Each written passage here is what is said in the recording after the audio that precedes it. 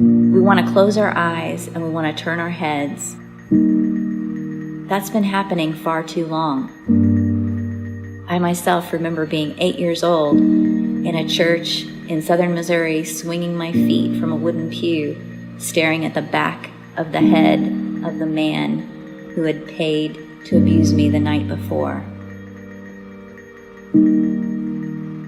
My neck was fractured in 2 places. My pelvis was broken in 3 places.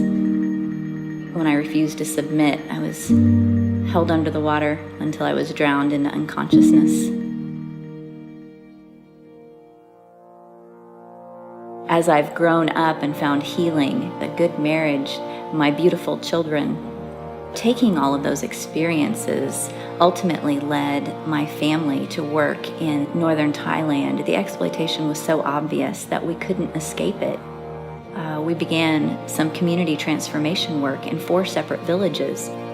We were compelled to find out, how are they ending up where they are? The things that those girls are suffering today, they've become nightmares for me, but they're still living those nightmares, and they need someone to fight for them.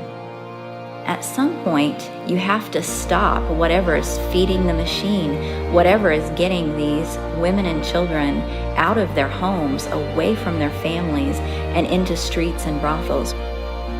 A lack of education, economic distress, and a lack of equality. These 3 factors contribute to women and children being exploited.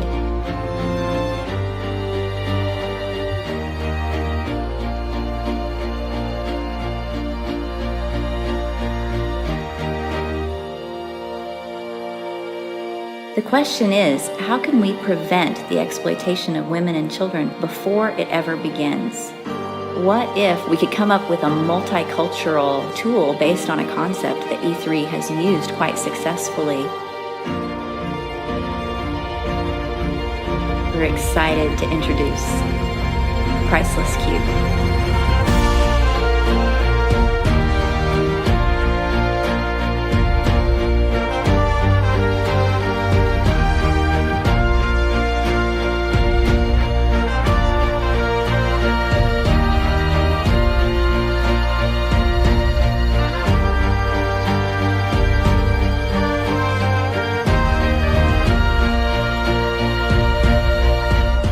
People who are educated in this issue are less likely to be deceived and therefore sell their children.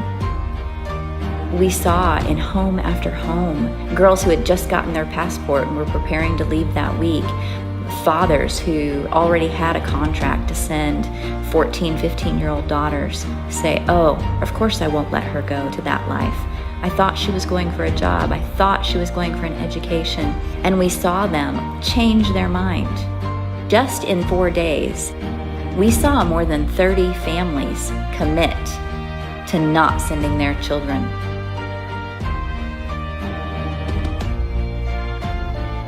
The people were so enthralled and engaged in the story that they asked again and again, "How did you know to create a cube that tells our story?"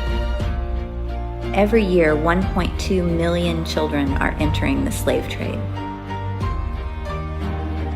I was one of those children.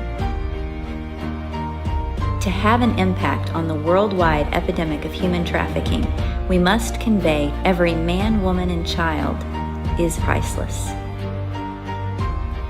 Human trafficking prevention through education with Priceless Cube.